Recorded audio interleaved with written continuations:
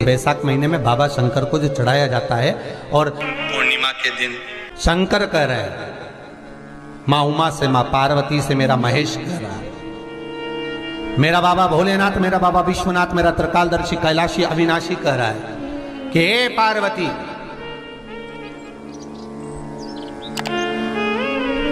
एक बीला एक बेल जो मुझे समर्पित करता है और समर्पित करने के बाद उस बेल की महत्वता देखिए, जो बैसाख महीने में बाबा शंकर को जो चढ़ाया जाता है और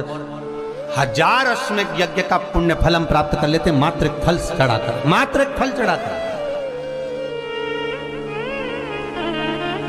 हे पार्वती, संसार का मनुष्य जब मुझे वो बेलपत्र समर्पित कर, वो बेल का फल समर्पित करता है, पार्वती वो फल जो मुझे चढ़ता है, फिर मैं भले नर्मदा के जल से निकला हुआ कंकर शंकर क्यों ना हूं, फिर चाहे मैं गंगा के जल से निकला हुआ कंकर शंकर क्यों ना हूं, चाहे फिर मैं यमुना के जल से निकला हुआ कंकर शंकर क्यों ना हूं, चाहे मैं सरयू के जल से निकला हुआ कंकर शंकर क्यों ना हूं, चाहे मंदाकिनी के जल से निकला हुआ कंकर शंकर क्यों ना हूं, हे पार्वती, फिर जो भी शिवलिंग पर वो बेल समर्पित होता है, वो बेल उठाकर जीव अपने कार्य में ले सकता है। ये माँ उमा से कह रहा है। तो उस बेल की महत्वता जानेंगे। अब अपन उस बेल को जानने के लिए वापिस स्कंद पुराण में चले, तो स्कंद पुराण में लिखा हुआ है कि जो बेल बैसाख के महीने में शंकर को चढ़ाया जाता है, वो बेल का फल उठाकर रख लिया जाता है। बैसाख के महीने में उस चढ़े हुए, बाकी के आपको बेल का फल खाना हो तो बात दूसरी, पर चढ़ा हुआ जो बेल का फल है वो पूरा बैसाख नहीं खाना। बैसाख के बाद में अगला जो महीना आए, उस महीने के अंदर उस फल के अंदर का गुर्दा निकालकर उसको सुखा लीजिए और सुखाकर जिस व्यक्ति को पथरी की बीमारी हो और जिस व्यक्ति को पेट में बहुत भोजन पचता ही नहीं है, पूरा शरीर पाचन क्रिया बेकार हो गई, उस व्यक्ति को केवल 7 दिन तक शंकर पर चढ़ा हुआ वो बेलपत्र प्रदान कर दीजिए। पथरी भी बाहर और पाचन क्रिया भी ठीक, जिंदगी भर तकलीफ नहीं। उस बैसाख में उस फल की इतनी महत्वता बाबा भोलेनाथ स्कंद पुराण, लिंग पुराण, नर्मदा पुराण, पद्म पुराण के अंतर्गत, शिव महापुराण के अंतर्गत वर्णन कर, उसकी महत्वता है। वो बेल का फल साधारण नहीं हो सकता। अब मंदार का जो पुष्प होता है,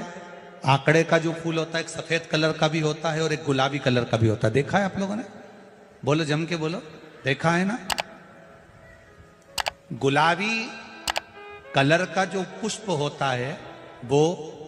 आप मंदार का, आंकड़े का जो गुलाबी कलर का पुष्प होता है, आप टीवी पे देख रहे होंगे, एक सफेद देख रहे होंगे, एक मंदार का गुलाबी फूल, नीला कलर का फूल देख रहे होंगे। जो नीला कलर का जो पुष्प होता है, गुलाबी कलर का जो आंकड़े का फूल होता है, प्रयास करना, जब किसी विषम परिस्थिति में फंस गए, विषम परिस्थिति, जब आपको लग रहा है कि मुझे बहुत भय लग रहा है, कुछ बुरा होने वाला, आपको लग रहा है आज मेरी उल्टी आंख बहुत फड़क रही है, कुछ गड़बड़ होने वाला, आपको लग रहा है मेरी सीधी आंख फड़क रही, कुछ गड़बड़ होने वाला, तब केवल वो नीला जो गुलाबी पुष्प है मंदार का, उसको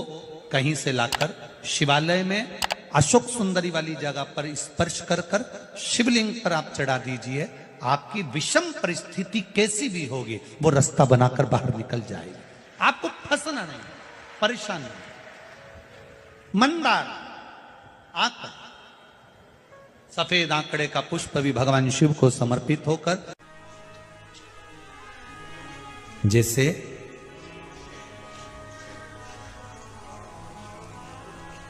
बेले के फल का गुर्दा, बेल का जो फल होता है, बेलपत्री का फल, उसका जैसे गुर्दा, उसके अंदर का जो भाग होता है बेल का, वो गुर्दा,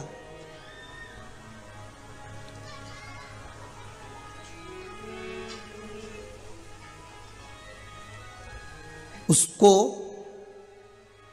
अग्नि में जलाकर उसकी भस्म तैयार कर कर छान कर जब जब आपके यहां विद्वान ब्राह्मण शिव जी का अभिषेक कराते हैं, पूजन कराते हैं, तो उसमें लिखते हैं पूजन के साहित्य में, बेलपत्री, धतूरा, दुर्वा, ये उसमें नीचे लिखेंगे भस्म, लिखते कि नहीं लिखते? लिखते हैं ना, भस्म अभिषेक में चाहिए रहती है, तब उस भस्म का थोड़ा सा भी भाग आप अगर शिव को समर्पित कर रहे हो तो ये जान लें कि शंकर मनवांछित फल प्रदान कर रहे हैं, शिव फल प्रदान कर रहे हैं।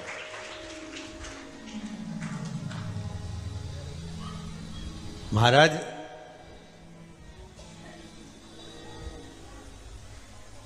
बेलपत्री के वृक्ष के नीचे बैठकर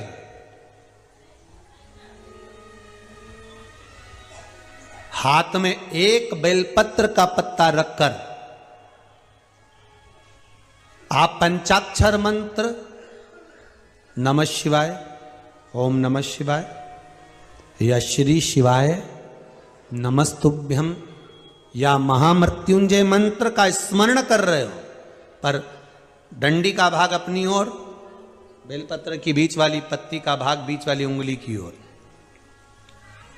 रखकर अगर आप स्मरण कर रहे हैं और अपनी काम ना कर कर बेलपत्री के वृक्ष के नीचे बैठकर उस पत्ते को सम्मुख रखकर बाबा से विनय कर कर एकांत में उस बेलपत्री के वृक्ष की छांव में,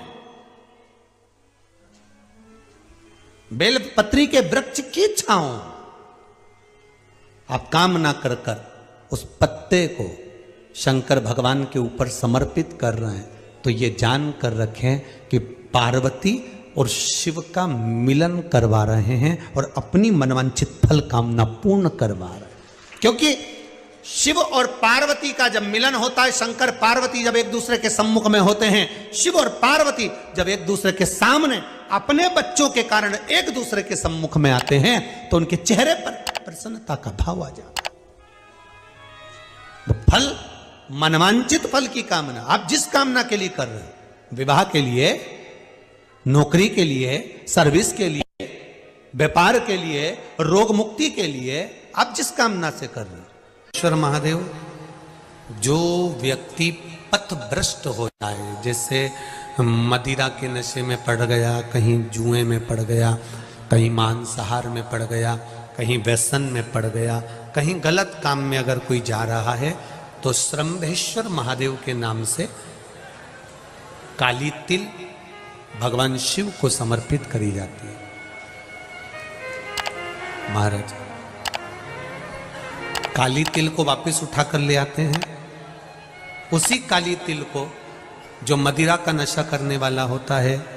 या जो गलत व्यसन में डूबा हुआ होता है, उसको वो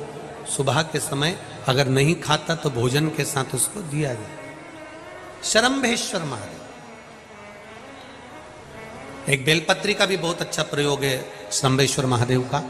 मदिरा पीने वालों के लिए, मांसाहार, व्यसन में, जुए में, वेश्यावृत्ति में, पर नारी में, गलत जगह पर जो डूबे रहते हैं उनके लिए। पहले की कथा में उसका वर्णन किया है बेलपत्री का। श्रंभेश्वर महादेव, एक बार सब बोलेंगे, कौन से महादेव? श्रंभेश्वर महादेव। फिर जम के बोल लो एक बार, श्रंभेश्वर महादेव। जब हमारे घर में क्रोध बढ़ता है या कोई गलत कार्य में जाने लगता है, तो श्रंभेश्वर महादेव का हमें शरणागति लेना चाहिए, श्रंभेश्वर महादेव का पूजन करना चालू कर देना चाहिए। कई लोग कहते हैं महाराज जी ये श्रंभेश्वर महादेव का मंदिर कहाँ मिलेगा, हम कहाँ पूजन करने जाए? कहीं नहीं जाना, तुम्हारे घर के पास में जो शंकर जी का मंदिर है वहीं जाओ, उसी देवालय में, उसी मंदिर में जाओ, श्रंभेश्वर महादेव के नाम से जल चढ़ाना प्रारंभ करेंगे। वो जल जो गलत संगत में पड़ा हुआ है उसका आचमन कराना प्रारंभ करेंगे, अपने आप उसकी धीरे धीरे बुद्धि सुधरना प्रारंभ हो जाएगी। ऐसा श्रंभेश्वर महादेव का 1000 अश्वमेध यज्ञ का पुण्य फल हम प्राप्त कर लेते हैं। मंदार और शमी ने, दोनों ने मिलकर भगवान शिव की आराधना करी और देवादिदेव महादेव ने वर दे दिया, सुनो शमी और सुनो मंदार, यदि कोई भूल से भी आपकी पत्ती, आपका पुष्प मुझे समर्पित कर देगा, सुनो मंदार, सुनो शमी, अगर कोई भूल से भी आपकी पत्ती, आपका पुष्प मुझे समर्पित कर देगा, उसे 1000 अश्वमेध यज्ञ के स्नान का जो पुण्य होता है वो एक क्षण में प्राप्त हो जाए। हजारों अश्वमेघ यज्ञ का पुण्य, हजारों अश्वमेघ यज्ञ का पुण्य एक क्षण में प्राप्त हो। ये मंदार, ये शमी, हजारों अश्वमेघ यज्ञ का पुण्य एक साथ। शमी की पत्ती देखी आप लोगों ने? जम के तो बोले जरा, देखिए। मंदार पुष्प भी देखा हुआ है। अब शमी की जो पत्ती होती है, उस शमी की पत्ती को भगवान देवादिदेव महादेव पर चढ़ाने का, शमी की पत्ती जो होती है, उस शमी की पत्ती को चढ़ाने का एक नियम भी होता है। थोड़ा सावधानी से सुनना इस नियम को, जो आपके जीवन को सार्थक बना सकता है। शमी की पत्री को चढ़ाने का एक नियम है, बड़ा सुंदर नियम, आपके जीवन में उतारने लगा। महाराज, जब सारा श्रृंगार मेरे देवादिदेव महादेव का हो जाए, बहुत ध्यान से सुनना, ये प्रसंग आया नहीं पहले, आज अगर कुबेरेश्वर बाबा की पावन धरा पर यह प्रसंग निकला है तो उसको ध्यान से सुनिए। पत्ती, शमी की जो पत्ती होती है, उस शमी की पत्ती को कब, कैसे और कहां चढ़ाना चाहिए, और शमी की पत्ती का फल क्या होता है, वो भी अभी हम समझ लें उसको। शमी की पत्ती, संपूर्ण स्नान भगवान का हो जाए, संपूर्ण स्नान आप समझे उसको। जैसे ये शिवलिंग है, जलाधारी, जल निकल कर जाने का स्थान, गणेश, कार्तिकेय, अशोक सुंदरी, जलाधारी मतलब माता पार्वती जी का हस्त कमल, शिवलिंग शिव का स्वरूप, ऊपर जो जलाधारी लगी है उसमें से एक एक बूंद जो पानी नीचे गिर रहा है, जो पानी नीचे गिर रहा है, शिव जी की बेटियां जया, विषहरा, शामली बारी, दौतली, देव, शिव जी की पुत्री बेटियां। जब देवादिदेव महादेव को शमी का पत्ता चढ़ाया जाता है, कब चढ़ाते हैं? जब आपने संपूर्ण जलाधारी को हाथ से साफ कर दिया हो, शिवलिंग पर जल चढ़ा दिया हो,